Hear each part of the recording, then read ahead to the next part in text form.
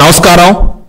మరి ఈరోజు రాష్ట్ర ప్రభుత్వం గత 4.5 సంవత్సరాలుగా చూసినట్టయితే ఒంటెద్దు పోకడ నిర్ణయాలు ఏ విధంగా ఉన్నాయో ప్రతి ఒక్కళ్ళు కూడా ముక్కు నేలేసుకునే విధంగా ఉన్నాయి. మరి కొత్తగా బడ్జెట్ పెట్టారు. 4 బడ్జెట్లలో ఈ బడ్జెట్లో అయినా సరే కనీసం ఏమన్నా ఉపశమనిస్తారా? వ్యాపారస్తులకి ఎక్కడైనా అండగా ఉంటారా? వ్యాపారస్తులు వారి వ్యాపారాన్ని, వారి అత్యున్నతని, వారి యొక్క లాభాల్ని పెంచి గవర్నమెంట్కి ట్యాక్సుల రూపేణా పెంచే విధంగా, కట్టే విధంగా తయారు చేస్తారా అంటే ఆ విధంగా ఈ బడ్జెట్లో ఒక్కటంటే ఒక్క విధానం కూడా తీసుకోలేదు ఈ ప్రభుత్వం. రాష్ట్రంలో వ్యాపారస్తుల్ని నెట్టడిలోన ముంచి నిలువు దోపిడీ చేస్తున్న వారు ఎవరైనా ఉన్నారంటే ఈరోజు సాక్షాత్తు ప్రభుత్వం మటుకే ఈ పని చేస్తూ ఉంది. ప్రభుత్వం వ్యాపారస్తులకు అండగా ఉండాలా, వారికి కావాల్సిన సదుపాయాలు ఇవ్వాలా, ట్యాక్స్ ఎగ్జంప్షన్స్ ఇవ్వాలా, రుణ సదుపాయాలు ఇవ్వాలి, లేబర్ విషయాల్లో కానీ లేదా హాలిడేస్ విషయాల్లో కానీ అండగా నిలబడాలా. కానీ ఈరోజు ప్రభుత్వం తీసుకున్న వసతులు ఏంటి? ప్రభుత్వం వ్యాపారస్తులకు ఇచ్చిన మౌలిక వసతులు ఏంటి? అసలు ప్రభుత్వం వారి యాక్షన్ ఎక్కడుంది? వ్యాపారస్తుల మీద వారి ప్లాన్ ఆఫ్ యాక్షన్ ఏంటి? అసలు ఏంటి వ్యాపారస్తుల మీద ఈ కఠిన వైఖరి? మీరు రాష్ట్రంలో చూసుకున్నట్టయితే నలుమూలలా కూడా వ్యాపారస్తుల్ని నిమ్మకాయ పిండినట్టు పిండి, నిమ్మకాయని బద్దలో వేసి ఎలా పిండుతామో ఆ విధంగా నిమ్మకాయ పిండినట్టు పిండి ట్యాక్సులు వసూలు చేస్తూ ఉన్నారు. వారికి లాభాలు వచ్చే విధంగా మీరు నిర్ణయాలు తీసుకొని వారి అభ్యున్నతికి మీరు ఉపయోగపడి, ఇదిగో మీకు 10 రూపాయల లాభం చేకూర్చాం కాబట్టి గవర్నమెంట్కి ₹1 ట్యాక్స్ కట్టండి అంటే ఆనందంగా రూపాయి కాదు 2 రూపాయలు ట్యాక్స్ కడతారు మా వ్యాపారస్తులు. కానీ వారి ఆదాయం తగ్గించారు, వారికి ఇచ్చే సదుపాయాలు తగ్గించారు, వారికి ఇవ్వాల్సిన రాయితీలు తగ్గించారు, ఇవన్నీ తగ్గించి ట్యాక్సులు అమాంతం పెంచారు. వ్యాపారస్తుడు అనేవాడు రాష్ట్రంలో ఉండాలా అక్కర్లేదా? అసలు వ్యాపారస్తుల మీద మీకంటూ ఏదైనా చిత్తశుద్ధి ఉందా? ఎందుకు వ్యాపారస్తులంటే మీరు ఇంత కక్ష? ఏ జగన్మోహన్ రెడ్డి లాగా ₹1 నుంచి 350 కోట్ల రూపాయల ఆస్తులు పెంచుకోవడం చేత కాదు మా వ్యాపారస్తులకి. కష్టార్జితం, కాయా కష్టం మోసి కష్టార్జితంతో బతుకుతారు మా వ్యాపారస్తులు. ప్రతిరోజు కూడా ఉదయం లేచిన దగ్గర నుంచి బ్యాగు చేత్తో పట్టుకొని కొట్టుకెళ్ళి అన్ని శుభ్రం చేసుకొని కౌంటర్లో కూర్చొని ప్రతి ఒక్కళ్ళకు కూడా అడిగిన దానికి సమాధానం చెబుతూ బేరవాడిన కస్టమర్లని సముదాయించి వారికి ఏం కావాలో ఇచ్చి కావాల్సినప్పుడు ₹1 అప్పు కూడా ఇచ్చి వ్యాపారం చేసేవాళ్ళం. మా మీద ఇలాంటి నిర్ణయాలు తీసుకోవటానికి సిగ్గుండాలి జగన్మోహన్ రెడ్డి. మీకు ఏం జరుగుతుంది రాష్ట్రంలో? నీ నిర్ణయాల వల్ల ఈరోజు తోపుడు బండి దగ్గర నుంచి మెగా ఇండస్ట్రీస్ వరకు 10 లక్షల కోట్లు పైచిలుకు నష్టపోయారు వ్యాపారస్తులు. దీని మీద ఒక వాణిజ్య విభాగ రాష్ట్ర అధ్యక్షుడిగా మేము చర్చకు సిద్ధంగా ఉన్నాం. మీకు చేతనైతే, మీకు దమ్ముంటే ఈ 4.5 సంవత్సర కాలంలో వ్యాపారులు ఏ విధంగా నిర్ణయం తీసుకున్నారు, వ్యాపారస్తుల పరిస్థితి ఏ విధంగా ఉందో చర్చించడానికి మేము సిద్ధంగా ఉన్నాం. మీరు సిద్ధమా? మేము మా 5 సంవత్సరాల కాలంలో ఏ నిర్ణయాలు తీసుకున్నాం, ఎలా ముందుకు తీసుకెళ్ళామంటానికి నా దగ్గర సాక్ష్యాలు ఉన్నాయి.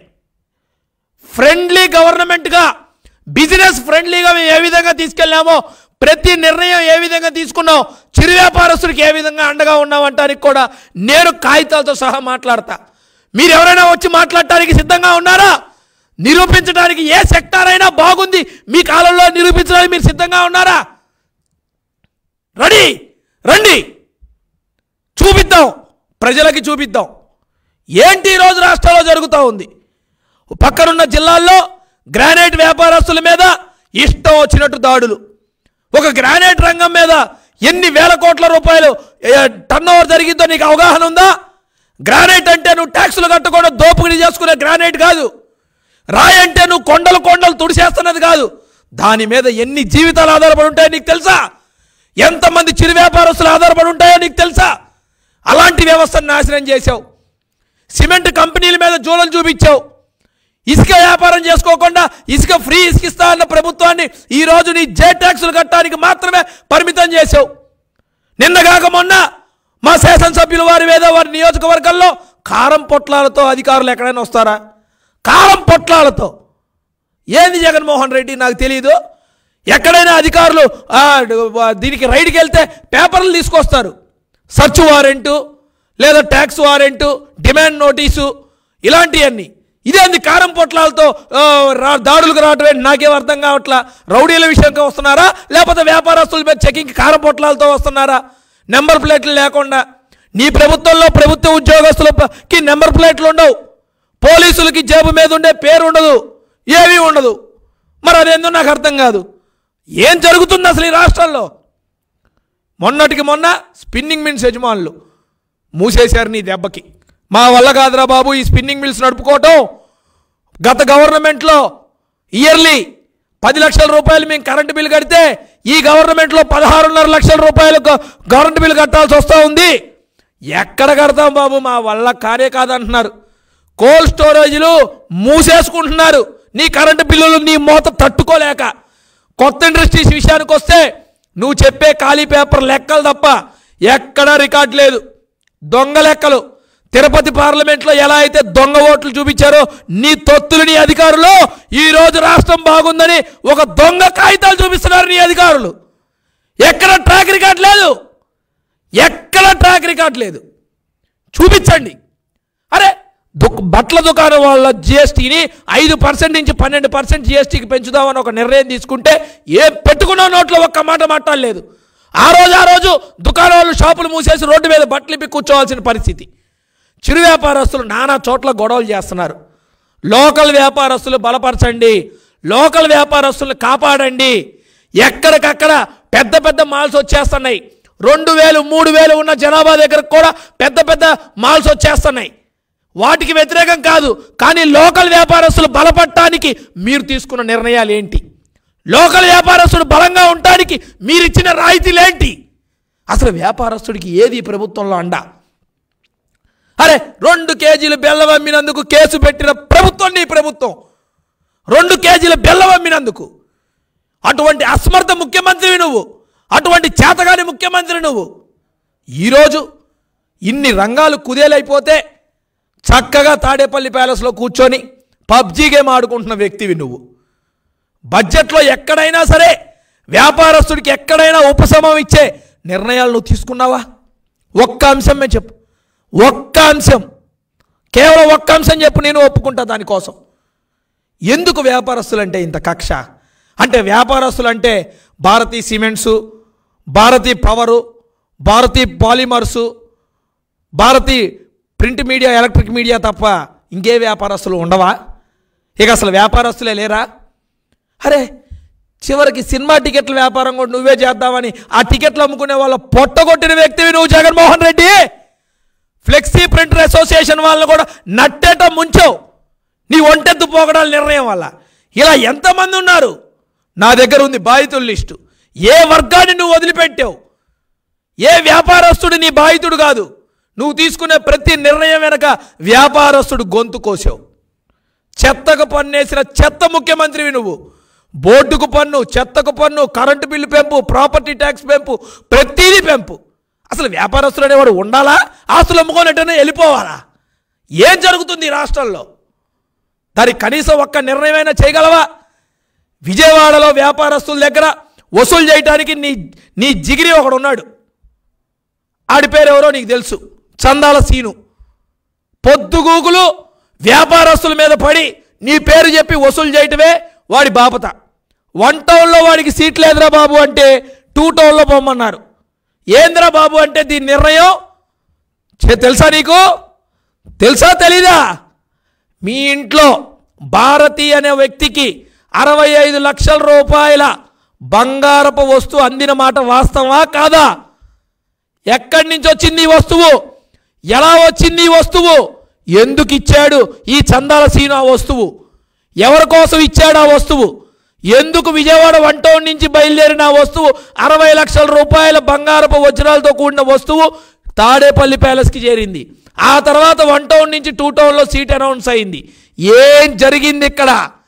ఎవరు ఎక్కడ ఎంతెంత వసూలు చేశారు? దీనికి సమాధానం చెప్పాల్సిన అవసరం ఉంది. లేదంటే ఆ 62 లక్షల రూపాయల వస్తువుకి ఎవరెవరి దగ్గర ఎంత వసూలు చేశారో నేను బయట పెడతా సాక్ష్యాలతో. ఏమన్నా చిత్తశుద్ధి ఉందా నీకు అసలు? ఒక్క వ్యాపారస్తుడికి అండగా నిలవలేని ఈ ప్రభుత్వం ఉంటే ఎంత, ఊడితే ఎంత? కనీసం నేను హిందువుని అని నేను గౌరవంగా దేవుడి గుడికెళ్ళి దండం పెట్టుకుందామన్న మనశ్శాంతి లేకుండా చేసింది ఈ ప్రభుత్వం.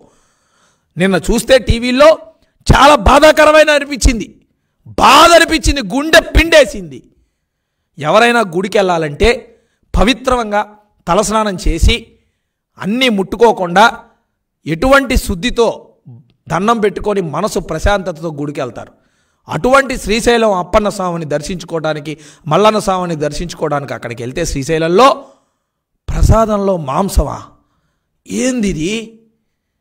అరే అన్యమత ప్రచారం చూసాం, దేవాలయ ఉత్సవాల్లో దోపిడీ చూసాం, దేవుడి డబ్బను కూడా నువ్వు కాలేకుండా కాజేయటం చూసాం, దేవాలయాల మీద దాడులు చూసాం, పూజారులని హింసించడం చూసాం. అరే ప్రసాదంలో దేవుడు భావించి దండం పెట్టుకొని బయటికి వచ్చి ప్రసాదం పెట్టండి చేయి దారిస్తే మాంసం ముక్క పెట్టారు చేతిలో. ఏం నడుస్తుంది ఈ ప్రభుత్వం? ఏం చెప్పాలనుకుంటుంది ఈ ప్రభుత్వం? ఎటువంటి మెసేజ్ ఇవ్వాలనుకుంటుంది ఈ ప్రభుత్వం? ఇది ఎవరి బాధ్యత తీసుకుంటారు? ఈ రోజు వరకు రాష్ట్రంలో ఎన్నో దేవాలయాల మీద దాడులు జరిగినాయి కదా, ఎక్కడైనా సరే ఒక కమిటీ వేసావా? దేవాలయ దాడుల నివారణకి నీ నిర్ణయం ఏంటో ప్రకటించావా ఇప్పటివరకు?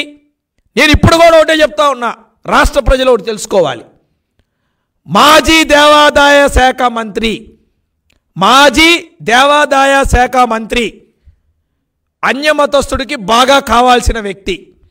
ఈ మాజీ దేవాదాయ శాఖ వ్యక్తి ఈ మంత్రి కాలంలో ఉన్నప్పుడే అత్యధిక దాడులు హిందూ దేవాలయాల మీద జరిగిన మాట వాస్తవం. ఇతను 2.5 సంవత్సరాలు ఎప్పుడైతే 3 సంవత్సరాలు మంత్రిగా ఉన్నాడో అప్పుడు మాత్రమే హిందూ దేవాలయాల మీద దాడులు ఎక్కువ జరిగినాయి, పూజారులను హింసించారు. ఎందుకో ఆలోచించండి. ఎందుకో తెలుసా? ఈ మాజీ దేవాదాయ శాఖ మంత్రికి కలెక్షన్ ఉంటే చాలు, ఈ కలెక్షన్లో వాటా తాడేపల్లికి వస్తే చాలు, ఎవడెటు పోయినా పర్వాలా, హిందూ ధర్మం లేకపోయినా పర్వాలా, దేవాలయాల్లో ఏం జరిగినా పర్వాలా, దేవాలయ హుండీలో చేయి పెట్టి డబ్బులు లేకున్నా నాకేం పర్వాలా, నా జేబు నాకు నిండితే చాలు. ఇలా ఉంది ఈరోజు ఈ ప్రభుత్వం పరిస్థితి. ఇలా ఉంది ఈరోజు రాష్ట్రంలో దేవాలయాల యొక్క దుస్థితి. దీని మీద తక్షణమే చర్యలు తీసుకోవాలి. రాబోయేది తెలుగుదేశం పార్టీ ప్రభుత్వమే. ఖచ్చితంగా ప్రతి ఒక్క ఆర్యవైశ్యుడికి, ప్రతి ఒక్క చిరు వ్యాపారస్తుడికి తెలుగుదేశం పార్టీ గతంలో కన్నా మెరుగైన పథకాలు ఇచ్చి, గతంలో కన్నా మెరుగైన సబ్సిడీలు ఇచ్చి వాళ్ళ యొక్క జీవితాన్ని మెరుగు పొందే విధంగా నిర్ణయాలు తీసుకోబోతున్నాం. రానున్న రోజుల్లో యువనేత నారా లోకేష్ గారి సారథ్యంలో వ్యాపారస్తులపై ఏ విధమైనగా రేపు మా మేనిఫెస్టో ఉండబోతుందో కొన్ని అంశాలు కూడా మేము జనం ముందు ఉంచబోతున్నాం. నీ ఒంటెద్దు పోకడ నిర్ణయాలు మార్చుకో జగన్మోహన్ రెడ్డి. వ్యాపారస్తుల మీద కానీ, హిందూ దేవాలయాల మీద కానీ నీ దాడులు కానీ, ఇలాంటి పిచ్చి వేషాలు కనుక మానుకోకపోతే తగిన మూల్యం చెల్లించుకోక తప్పదు. ముందే చెప్తున్నా, నీకు ఎక్కడో తొత్తులున్నారు, మాజీ దేవాదాయ శాఖ లాంటి తొత్తులున్నారు, పనికి మాలిన పల్లీలు ఉన్నారు, వాళ్ళు ఏదో పేల్తారనుకుంటే సరిపోదు. తుస్సుమనే రోజులు కూడా దగ్గరలోనే ఉన్నాయి. కంగారేం పడద్దు, ప్రజలన్నీ గమనిస్తున్నారు. సరైన సమయంలో సరైన బుద్ధి చెప్తారని కూడా తెలియజేసుకుంటూ, వ్యాపార ద్రోహి జగన్మోహన్ రెడ్డి అని మరొకసారి మీడియా ముఖంగా తెలియజేసుకుంటూ ధన్యవాదాలు తెలియజేసుకుంటున్నాను. Thank you.